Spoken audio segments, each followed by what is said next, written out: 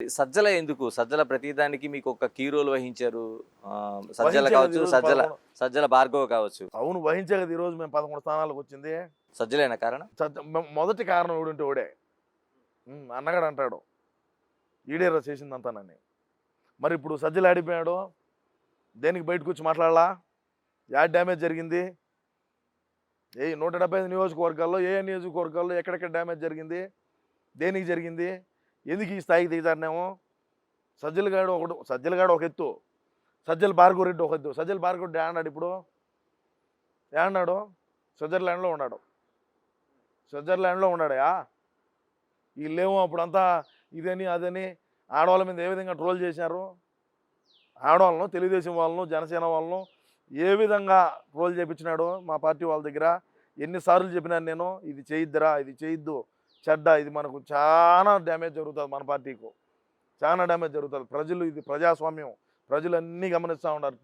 మనం వచ్చిన రోజు దాంతో టుడే ఈ రోజు వరకు మనం ఏమేమి పనులు చేసాం, ఎక్కడెక్కడ ఏమేమి చేసాం, ఎన్ని హామీలు ఇచ్చినాం, వాటిని ఎంతవరకు మనం వాటిని ఎంతవరకు నెరవేర్చిన వాటిని మనం ఎంతవరకు ప్రజల్లోకి తీసుకోగలుగుతున్నాం ఏందని చెప్పి నేను 100 సార్లు చెప్పినా. విన్నాడా? ఈరోజు ఏమైంది? ఈరోజు బయటకు వచ్చి తిరగమని చెప్పు, రా ప్రజల్లోకి. నేను తిరుగుతున్నాను సార్ ప్రజల్లో. ఏమైంది? నేను ఎక్కడ అసత్యాలు మాట్లాడాలా, అవాస్తవాలు ఎవరికి ప్రజలకు చెప్పాలా. సోషల్ మీడియాలో కానీ నేను అవాస్తవాలు ఎప్పుడు కూడా ఇది నేను జరిగిందంటే జరిగిందనే చెప్తా, విత్ ఆధారాలతో సహా ఎక్స్ప్లెయిన్ చేస్తా. చెయ్యి నువ్వు కూడా. మరోవైపు అనిల్ కుమార్ కావచ్చు, అనిల్ కుమార్ యాదవ్ కావచ్చు, బోరుగడ్డ అనిల్ కావచ్చు, ఎందుకు అంత ఎంకరేజ్ చేశారు పార్టీలో మీరు వాళ్ళని? అనిల్ కుమార్ యాదవ్ నెల్లూరు జిల్లాకు సంబంధించి నెల్లూరు శాసనసభ్యుడు, నెల్లూరు జిల్లా ఉమ్మడి. ఇప్పుడు అక్కడి నుంచి ఎత్తుకొని నర్సరావుపేటలో వేశారు ఎంపీగా వేస్తే ఆడ ఇప్పుడు 7 నుంచి ఇప్పుడు ఇది ఉండదు, 7 చెత్త ఎత్తుకొని అప్లికేషన్ చెత్తే కదా. మరి ఆ నుంచి తెచ్చి 7 పెట్టాడు నర్సరావుపేటలో. ఓడిపోతాదో అని తెలుసు మీకు? తెలుసు, పక్కా తెలుసు, ఓడిపోతామని తెలుసు. కానీ ఖచ్చితంగా నువ్వు ఇది చేద్దామని చెప్పినాడు. ఏమో వచ్చినాడు, దిగినాడు రంగంలోకి. దిగిన తర్వాత ఓడిపోతామని తెలిసి ప్రతిపక్షాలను ఏదైనా మాట్లాడేట్టుగా ఉంటే రాజకీయంగా విమర్శ, ప్రతి విమర్శ సహజమే, నేను దాన్ని ఏం కాదన్నాను. మీసాలు మెల్లేసి తొడలు కొట్టి నేను కన్నా ఈ నర్సరావుపేట ఎంపీగా ఓడిపోతే నేను రాజకీయ సన్యాసం తీసుకుంటా, బెట్టింగ్లు వేసుకుంటా, మళ్ళా థాయిలాండ్ పోయి యాప్లు తయారు చేసుకొని మళ్ళీ నెల్లూరుకు వచ్చాను, లేదంటే చెన్నైలో కూర్చొని మళ్ళీ బెట్టింగ్ యాప్లు మళ్ళీ రెడీ చేస్తా, రకరకాలైనటువంటి విమర్శలు, రకరకాలైనటువంటి మాటలు మాట్లాడాడు. దానికి కట్టుబడి ఉన్నాడా? ఇప్పుడు ఇక్కడ పార్టీకి డ్యామేజే కదా. నువ్వు పో, రాజకీయ సన్యాసం తీసుకో. నువ్వు కాంటే కుక్కను పెడతావు రేపు, ఏమవుతుంది అంట. నువ్వు కాంటే కుక్కని నిలబెట్టి గెలిపించావు 2039లో. నువ్వు రాజకీయ సన్యాసం తీసుకుంటా అని చెప్పినప్పుడు, స్టేట్మెంట్ ఇచ్చినప్పుడు ఆ స్టేట్మెంట్ కట్టుబడి ఉండు. ఇప్పుడు తెలుగుదేశం వాళ్ళు ఏం మాట్లాడతారు? మాట మీద మాట తప్పు మాట తిప్పని అన్నాడు వాళ్ళ అన్నయ్య తిప్పినాడు, వాళ్ళ అన్న కింద పనిచేసే డెకాయిట్లు ఇంకెన్ని మాటలు చెప్తారు, ఇది చెప్తారు అని చెప్పి అంటున్నారు. ఏ విధంగా అనిల్ కుమార్ యాదవ్ అక్రమాలు చేశాడండి నెల్లూరులో? ఇసుక మైనింగ్లో ఎట్టొచ్చింది నీకు? నీ ప్రస్తావన ఏడ నుంచి స్టార్ట్ అయిందో చెప్పాను నేను. బెట్టింగ్ ల్యాబ్ల కాడ నుంచి స్టార్ట్ అయింది, బెట్టింగ్ బొకే కాడ నుంచి స్టార్ట్ అయింది. ఈరోజు నీకు చెన్నైలో విలాసవంతమైన భవనం ఎట్టొచ్చిందా? యాడ మీ నాయన అమీరా? యాడ నుంచి వచ్చి? ఇదంతా ప్రజల సొమ్మే కదా. ఖచ్చితంగా అండి నేను ఒకటే తెలియజేస్తున్నా, ఎవరైతే గత ప్రభుత్వం, మా ప్రభుత్వం ఉన్నప్పుడు ఎవరైతే మంత్రులుగా పనిచేసినారో సిట్టింగ్ జడ్జి గారిని పెట్టి విచారణ చేయాలి. సిట్టింగ్ జడ్జి గారిని కూర్చొని విచారణ చేర్చే ప్రజలు కూడా విస్మరిస్తారు ఈ ప్రభుత్వాన్ని. ఇప్పుడు ఉండేటువంటి కూటమి ప్రభుత్వం ఏదైతే ఉండదో ఈ ప్రభుత్వాన్ని అభినందిస్తారు తప్పకుండాను. వీళ్ళు ఈ విధంగా చేశారు, కరెక్ట్ అయిన వాళ్ళేనో అని చెప్పి ఆ డబ్బును తీసి ప్రజలకు ఇవ్వాలి. మళ్ళా ఆ డబ్బును ఇంకొక దానికి వాడాలి. మళ్ళా వీళ్ళు తిన్న డబ్బు అంతా కక్కియాలి. మరి ఇది ప్రజాస్వామ్యం అంటే కూటమి చెప్పిన మాట ప్రకారం నిలబెట్టుకున్నారా అనుకుంటారు మరి. చేయమని చెప్పండి. నువ్వు ఛాలెంజ్ విసిరినావు. నువ్వు నేను కన్నా పోతే తప్పకుండా రాజకీయాల నుంచి నేను శాశ్వతంగా దూరంగా పోతాను, రాజకీయాలే చేయనన్నావు.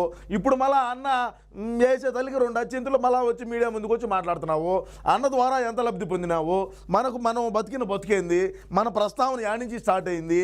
మనం ఇప్పుడు ఏ స్థాయిలో ఉన్నాము? మనం ఆర్థికంగా గతంలో ఏ విధంగా ఉన్నాము? ఈరోజు మనం ఆర్థికంగా ఏ విధంగా స్థిరపడినాము?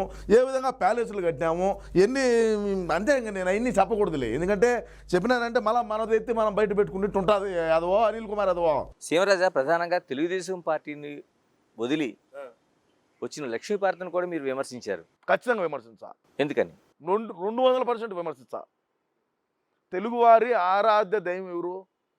మహానుభావుడు నందమూరి తారక రామారావు గారు.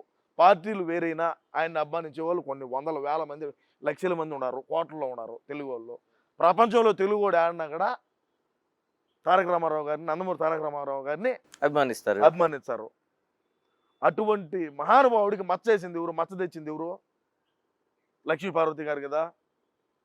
లక్ష్మీపార్వతి గారే కదా. మరి ఎన్టీఆర్ అభిమానించాడు కదా. నేను చెప్తా సార్, నేను చెప్తా దాన్ని పూర్తిగా చెప్తా. వీరగంధం సుబ్బారావు గారి సతీమణి వీరగంధం లక్ష్మీపార్వతి. ఏం హరికథలు చెప్పుకొని హార్మోని పెట్టి వాంచుకుంటా ఉన్నటువంటి బతుకు ఏమది. ఆ నుంచి తారక రామారావు గారి దగ్గర జీవిత చరిత్ర రాచానని చెప్పి ఆయన దగ్గరికి పోయి ఏ విధంగా మచ్చ తెచ్చింది, ఆయన ఆఖరి రోజులు ఏ విధంగా క్షోభపడి మరణించినాడో అందరికీ తెలిసిందే. కుటుంబానికి కూడా దూరం చేసినటువంటి డెకాయిట్ ఎవరంటే లక్ష్మీపార్వతి గారు. నెలకు 3.5 లక్షల రూపాయలు జీతం ఇచ్చినారు. ప్రతిపక్ష నాయకుల్ని తెలుగుదేశం పార్టీ, తెలుగుదేశం, జనసేన, చంద్రబాబు నాయుడు గారి కుటుంబాన్ని, నందమూరి తారక రామారావు గారి బిడ్డల్ని విమర్శించేదానికి మాత్రమే ఈ మనిషి కుక్కకేసింటి బిస్కెట్ వేశారు. పెడిగ్రీ వేస్తారు మరుగుతుంది, పెడిగ్రీ వేస్తారు మరుగుతుంది. జగన్మోహన్ రెడ్డి అన్న 5 ఏళ్ల పాటు అధికారంలో ఉన్నాడు. నీ కుక్కకాయ వేసిట్టు బిస్కెట్లు వేసినాడు, పెడిగ్రీ వేసినాడు, మరిగినావు. నీకు ఇప్పుడు ఎవరు రూపాయి ఇచ్చేవాడు లేడు. నువ్వేదో పెద్ద ఊహించుకుంటున్నావేమో. అన్నం రేపో మాపో ఉంటాడు, దొబ్బుతాడు, నాకు మత్స్యమితం బాగలేదని చెప్పి ఆయన మెడికల్ సర్టిఫికేట్ అప్లై చేసి కోర్టు నుంచి బెయిల్ తీసుకొని ఇడుచో నువ్వు రోడ్ల పడిగా నువ్వు తిరుగుతావు. ఒక్క మాదిరి తిరగాల్సి వస్తుంది. పార్టీలో కార్యకర్తలు, నాయకులు, లేకపోతే మీ పథకాలు, లేకపోతే మీ ప్రచారం, ఇన్ని పక్కన పెడితే వేణుస్వామి చాలా వరకు జాతకాలు అనేవి అద్భుతంగా చెప్తాడు. ఆయన చెప్పిన జాతకాలు చాలా వరకు అంటే ఆయన చాలా వరకు చెప్పిన వీడియోలు సక్సెస్ అయినాయి. నేను ఆ మాత్రం చెప్పించుకోను. ఇప్పుడు మీ పార్టీకి చెప్పాడు, మా పార్టీకి చెప్పాడు, మీ పార్టీ ఘన విజయం అన్నాడు. ఏమైంది? దానికి పెడిక్యూర్ వేసారా లేకపోతే? పెడిగ్రీనే ఓడే అంటాను నేను. స్వామి అంటే స్వాముల్ని మనం కించపరిచినట్టు. వేణుస్వామి అనేటువంటి డెకాయిట్ గారిని స్వామి అని మనం అన్నామంటే స్వాముల్ని మనం అవమానించినట్టు. గురువుల్ని, అయ్యగారుల్ని, గురువుల్ని, అదేవిధంగా సిద్ధాంతుల్ని మనం వాళ్ళను ఇది చేసినట్టు. ఇట్లా డెకాయిట్ గాడే అనాలా. మరి 2019లో 150 వస్తాయని చెప్పినప్పుడు మీరేమనలేదంట? ఎవరు? మేము అడిగినామా? మాకు అవసరమా? మాకు అవసరం లేదు. బీఆర్ఎస్ గెలుస్తుంది అన్నాడు, కంటికి కనపడకుండా పోయింది. అదేందో క్రికెట్ ఏదో మనకు తెలియదు, మనకి బ్యాట్ కూడా పట్టుకోలేదు. ఈ రోజు ఐపీఎల్ హైదరాబాద్ అది పోయింది. అన్న గెలుచాడనింది అన్నాడు, అది పోయింది. వేణుస్వామి అనేటువంటి వాడు బ్లాక్ మ్యాజిక్లు చేసుకొని బతికేటువంటి వ్యక్తి. కామాఖ్య అమ్మవారి దేవాలయానికి పోయి క్షుద్ర పూజలు చేస్తాడు. అస్సాంలో ఉంటుంది, మీకు తెలుసో తెలియదు. వాట్సాప్ స్టేటస్ కూడా పెట్టినాడు, ఈ మధ్య చూశాను నేను. ఆ స్టేటస్లో కామాఖ్య అమ్మవారికి పోతున్నాను, శత్రు వినాశనార్థం, శత్రువుల బాధ ఎక్కువైపోయిందంట. అదే నాదోడు నా కొడుకులు ఉంటాను అలా మాట్లాడే వల్ల శత్రువుల బాధ ఎక్కువైపోయింది, వీళ్ళను నేను ఒక రోజు ఇది చేసేదానికి పోతున్నాను అని చెప్పి అన్నాడు. కామాఖ్యమ్మ దేవాలయానికి పోయేటువంటి వాళ్ళు ఎట్టాటోళ్ళు అంటే భయంకరంగా బ్లాక్ మ్యాజిక్లు చేసేవాళ్ళు. వీళ్ళకు ఉండేటువంటి నెగిటివ్ని అంతా ఆడబెట్టి పాజిటివ్ మైండ్తో వచ్చి వీడికి వచ్చి నీకు ఎక్కిస్తారు.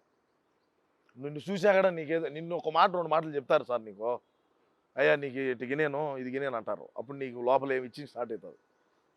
ఆ విధంగా పూజలు చేసి అసలు పూజ చేసేవాడు ఎవడైనా సరే,